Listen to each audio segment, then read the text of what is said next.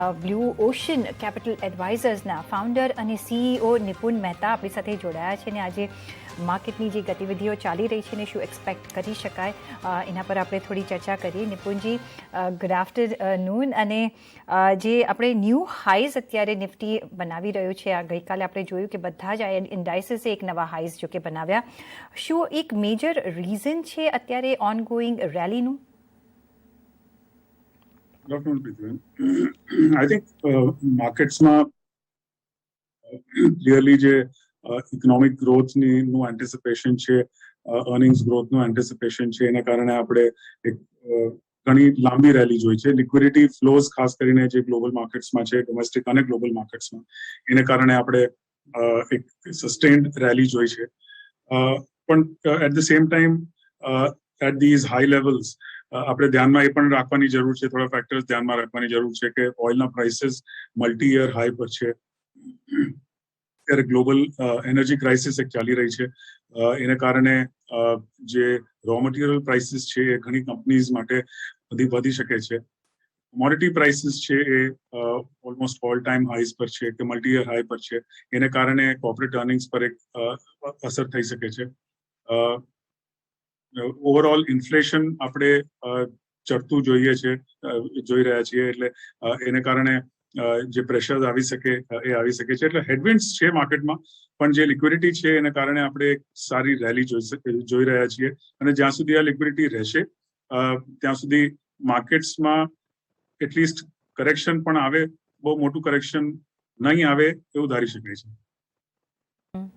અને આપણે જોઈ રહ્યા છીએ નિપુણભાઈ કે જે રીતે રિટેલ પાર્ટિસિપેશન આપણે જોયું છે માર્કેટમાં પાછલા 1 યર પ્લસથી, એ વધતું ને વધતું જ આપણે જોઈ રહ્યા છે. પછી આપણે ડીમેટ અકાઉન્ટ જે ઓપનિંગ જોયા છે, રિટેલ પાર્ટિસિપેશન અત્યારે ઘણું બધું છે કારણ કે લિક્વિડિટી ઘણી બધી છે. તમને શું લાગે છે કે ક્યાં જઈને આ ફ્લો અટકશે કે આ કઈ રીતે આ ફ્લો જઈ રહ્યો છે? Rather I will put that question like this. Clearly retail flows ઘણા વધ્યા છે અને એ બંને ડિરેક્ટ ઇક્વિટીઝ તરફ અને મ્યુચ્યુઅલ ફંડ તરફ, ઇક્વિટી મ્યુચ્યુઅલ ફંડ તરફ આપણે ફ્લોઝ જોયા છે. એટલે બોથ વેઝ જે ડોમેસ્ટિક ફંડ્સ પાસે જેટલી લિક્વિડિટી છે કે મંથલી એસઆઈપીઝ આવે છે એ પણ ફ્લોઝ ઘણા સારા છે, અને ડિરેક્ટ ઇક્વિટીમાં જે ડીમેટ એકાઉન્ટ્સ ખુલ્યા છે એ તરફથી પણ ફ્લોઝ ઘણા સારા છે. બ્રોડલી છેલ્લા દોઢ વર્ષમાં જે સેવિંગ્સ વધ્યા છે, જે સ્પેન્ડિંગ ઘટ્યું છે ઓવરઓલ હાઉસહોલ્ડ્સમાં, કે ટ્રાવેલિંગનું સ્પેન્ડિંગ હોય કે એન્ટરટેનમેન્ટનું સ્પેન્ડિંગ હોય, એ બધું જે ઘણા બધા સેવિંગ્સ થયા છે એ બધા સ્ટોક માર્કેટ તરફ આવ્યા છે. At the same time real estate તરફ બહુ ફ્લોઝ આપણે નથી જોયા. જે જૂના કન્સ્ટ્રક્શન થયા છે એ બધા ડેફિનેટલી કમ્પ્લીટ થયા છે. એ તરફ જે બી આઉટસ્ટેન્ડિંગ પેમેન્ટ્સ હતા એ આપણે જોયા છે. લોઅર ઇન્ટરેસ્ટ રેટ્સનો બેનિફિટ મળ્યો છે. એટલે બ્રોડલી આપણે ઇન્વેસ્ટર્સનું ના સેવિંગ્સ ઓવરઓલ છે એ વધ્યા છે. એટ ધ સેમ ટાઈમ જે નંબર ઓફ ઇન્વેસ્ટર્સ ડોમેસ્ટિક માર્કેટ્સમાં અત્યાર સુધી હતા, કે અત્યાર સુધી ઇક્વિટી માર્કેટ્સ તરફ દોરાયેલા છે, એ પર્સેન્ટેજ ગ્લોબલ પર્સેન્ટેજ કરતાં ઘણું ઓછું છે. અને એ આપણે થોડું ઇમ્પ્રૂવ થતું જોયું છે. ઘણા વધારે નિવેશકો ઇક્વિટી માર્કેટ તરફ આવ્યા છે. પણ હજી આપણે જોઈએ તો ફક્ત 4 થી 5% ટોટલ ઇન્વેસ્ટર્સ છે જે હજી ઇક્વિટી માર્કેટ્સમાં પાર્ટિસિપેટ કરે છે. એટલે હજી પણ સ્કોપ ઘણો વધારે છે પાર્ટિસિપેટ કરવાનો. એને કારણે આપણે બ્રોડલી જે લિક્વિડિટી રિટેલ હેન્ડ્સમાં, રિટેલના હાથોમાં આવી છે એના ફ્લોઝ જોઈ રહ્યા છે અને માર્કેટને એનો ક્લિયર સપોર્ટ મળી રહ્યો છે. Of course domestically we are doing good, પણ તમને શું લાગે છે કે હવે તમારો આઉટલુક ઓવરસીઝ માર્કેટ પર, ખાસ કરીને આપણે જોઈએ કે યુએસ બોન્ડ યીલ્ડ્સ આપણને વધતા દેખાઈ રહ્યા છે, શું આઉટલુક રાખો છો આપ? આપણે યુએસ બોન્ડ યીલ્ડ્સ પાછલા 3 થી 4 મહિનામાં જોઈએ તો ગ્રેજ્યુઅલી વધતા ગયા છે. ડોમેસ્ટિક 10 યર યીલ્ડ્સ પણ ગ્રેજ્યુઅલી વધતા ગયા છે, અને ઇન્ડિકેશન્સ એ છે કે જે ફેડનું ક્વોન્ટિટેટિવ ઇઝિંગ છે એ ધીરે ધીરે ઓછું થશે. I think in the next policy જો ફેડની મીટ જ્યારે હશે ત્યારે ક્લિયર ઇન્ડિકેશન આવી જશે કે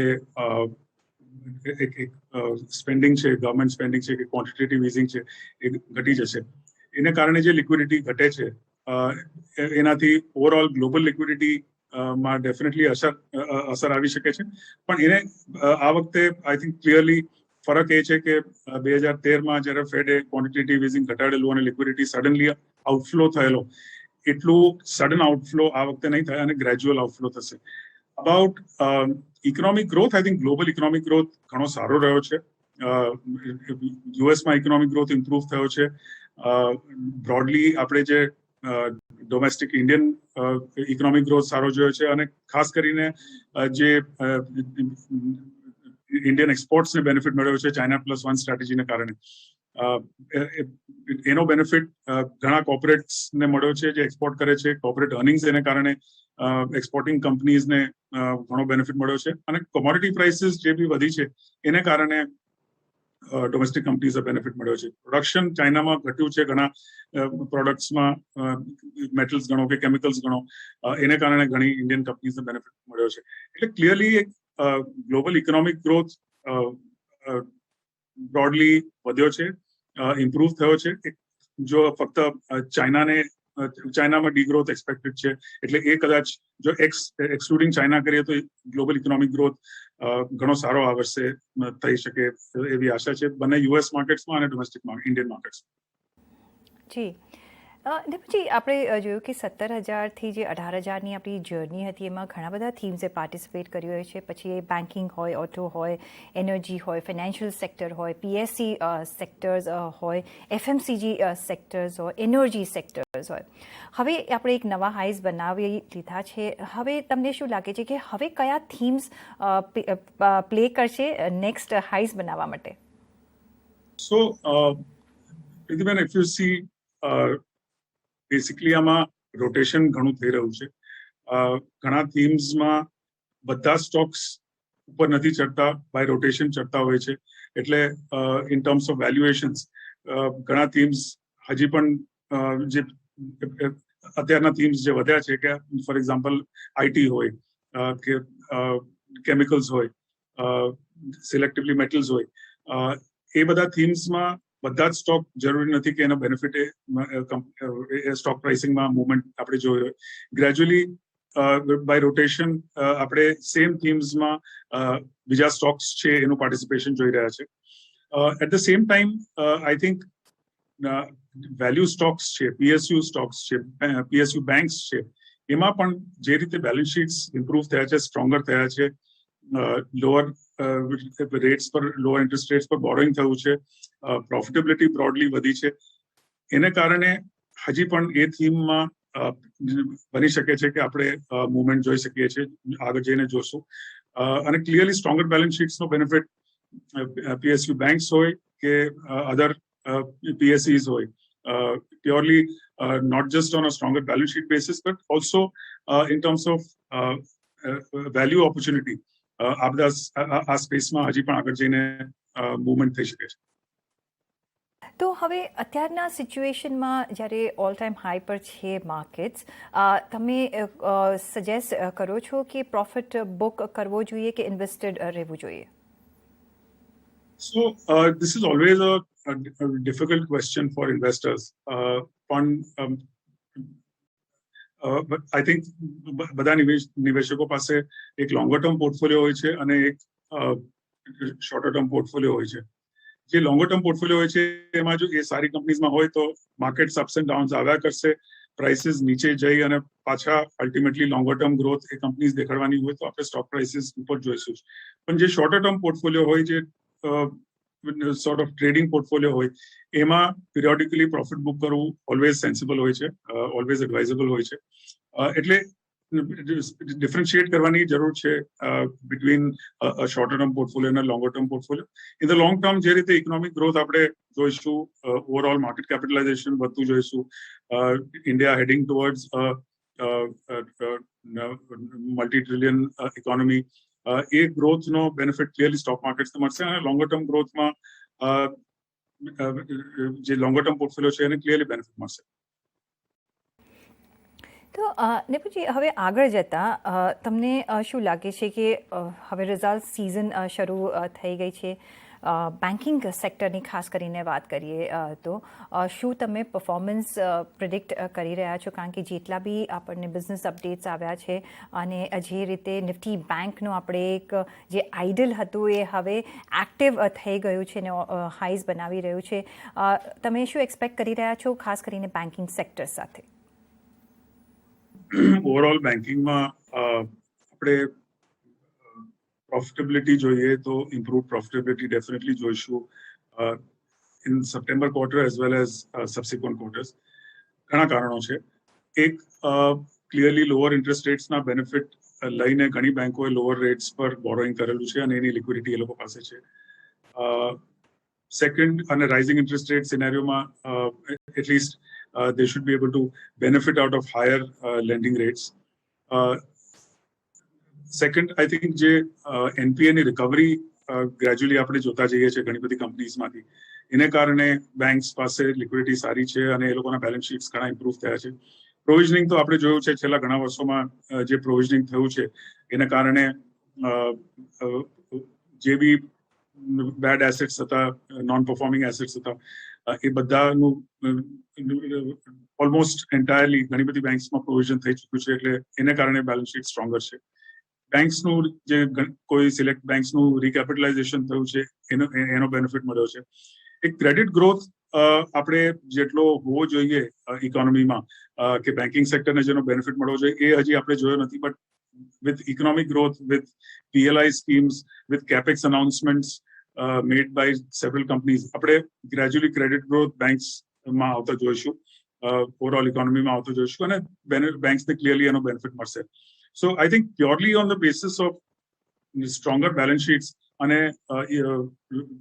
economic growth અને credit growth ની opportunity કારણે I think banking space should perform well. બેંક્સના પ્રોફિટ્સ જે આવ્યા છે એમાં બેંક્સના પ્રોફિટ જે આ ક્વાર્ટરમાં આવી શકે છે એમાં there could be select ups and downs, clearly based on કે કોઈ બેંક્સને ફી બેઝડ ઇન્કમમાં કેટલો ઇમ્પેક્ટ મળ્યો છે કે ટ્રેઝરી ઇન્કમમાં કેટલો બેનિફિટ મળ્યો છે. But broadly we would be fairly positive as far as the banking space is. સાથે જ આપણે જોયું કે રિઝલ્ટ સિઝનની ઓફકોર્સ શરૂઆત થઈને ગઈકાલે આપણે TCSના રિઝલ્ટ્સ જોયા. એક્સપેક્ટેશન કરતાં થોડા વીકર નંબર્સ છે, પણ તમને એવું લાગે છે કે એક એકદમ જ ખરાબ નંબર્સ તો નથી લાગતા, પણ આપણા એક્સપેક્ટેશન પ્રમાણે ઓફકોર્સ એક ઓછા નંબર્સ આવ્યા છે અને કાલે ઓફકોર્સ બીજી કંપનીઝ પણ આવશે, ઇન્ફોસિસ, વિપ્રો છે. આ સેગમેન્ટને તમે કઈ રીતે જોઈ રહ્યા છો? અને વીઝ ઓટો કાઉન્ટર્સ જે એક સારી એવી રેલી બનાવી રહ્યા છે, આજે પણ એક સારું પરફોર્મન્સ રહ્યું છે ઓટો ઇન્ડાઇસીસનું. ઓફકોર્સ ત્યાં પણ એક આપણે જોઈ રહ્યા છીએ કે સેમિકન્ડક્ટર ચિપની જે એક અછત છે એ થોડું પ્રેશરમાં રાખ્યું છે ઓટો સેલ્સના ફિગરમાં આપણે દેખાઈ રહ્યું છે. પણ આ બંને સેક્ટર્સ પર તમારો શું વ્યૂ બને છે? આઈટીમાં clearly we continue to be positive. આપણે TCSના રિઝલ્ટ જોયા, એમાં થોડું ધાર્યા કરતા, એક્સપેક્ટેશન કરતા ઓછો ગ્રોથ આવેલો કે પ્રોફિટેબિલિટી આવેલી. બટ જે રીતનો ગ્રોથ આપણે પાછલા 3 થી 4 ક્વાર્ટર્સમાં સ્પેશિયલી પર્ટિક્યુલરલી જોયો છે, એના પછી એક બ્લિપ આવું કોઈ નવાઈની વાત નથી. પણ ઓવરઓલ એઝ અ સ્પેસ જે રીતે ક્લાયન્ટ એડિશન્સ મળ્યા છે, ક્લાયન્ટ એડિશન્સ થયા છે કે લાર્જ ઓર્ડર્સ મોટી આઈટી કંપનીઝને આપણે આવતા જોયા છે, નવા બિડ્સ કરતા જોયા છે. I think very clearly large cap IT companies અને mid cap IT companies as well, એ લોકોને લોંગર ટર્મ ગ્રોથમાં એક ક્લિયર ગ્રોથ વિઝિબિલિટી, પ્રોફિટેબિલિટીની વિઝિબિલિટી દેખાય છે. And we would, of course, in terms of valuation, they are at a fairly high valuation. પણ જે રીતનું broadly re-rating થતા જોયું છે, clearly on the basis of opportunity in AI, in big data, in blockchain, એને કારણે opportunity size હજી ઘણી વધારે છે અને we would continue to be positive on the IT space. As far as autos are concerned, I think આજે semiconductor ચિપ્સની અછત છે, શોર્ટેજ છે. On the one side, એ શોર્ટ એ બહુ લોંગ ટર્મ ચાલી શકે એવું નથી. શોર્ટ ટર્મમાં ડેફિનેટલી ઇમ્પેક્ટ કરી રહ્યું છે.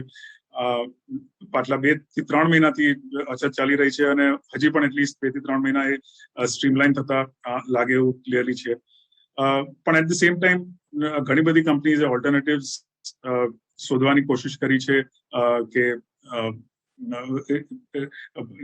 Even the semiconductor chip companies એમાં એક રિઅલાઇનમેન્ટ, બિઝનેસ રિઅલાઇનમેન્ટ થતું જાય છે ઇન ટર્મ્સ ઓફ ઓટો કંપનીઝને વધારે સપ્લાય કરવો કે મોબાઈલ કંપનીઝને વધારે સપ્લાય કરવો કે કમ્પ્યુટર કંપનીઝને લેપટોપ્સને વધારે સપ્લાય કરવો. બટ બ્રોડલી આઈ થિંક જે ability to pass on cost, higher cost છે એ ઓટો કંપનીઝ પાસે વધારે છે. એટલે વી વુડ થિંક કે આ જે અછત છે એ હજી 2 થી 3 મહિના રહી શકે છે. પણ બ્રોડલી એના પછી જે આપણે numbers even during the last few quarters, 2 થી 3 ક્વાર્ટરમાં અને પર્ટિક્યુલરલી જો સપ્ટેમ્બર મહિનાના ફિગર્સ જોઈએ તો આપણે positive figures in terms of numbers, vehicle sales આપણે સારા જોયા છે. સો એક શોર્ટેજ ડેફિનેટલી છે. એના પછી પણ જો હાયર નંબર્સ આપણે જોતા હોઈએ તો I think as and when the problem is sorted, which we believe is a short-term problem. એના પછી આપણે વોલ્યુમ્સ હજી ઇમ્પ્રુવ થતા જોઈશું. એટલે positive as far as auto companies R concern. Short ટર્મમાં કદાચ based on semiconductor chip shortage એક વોલ્યુમમાં ઇમ્પેક્ટ થઈ શકે છે. But otherwise broadly positive as far as both 2-wheeler, 4-wheeler and tractor spaces.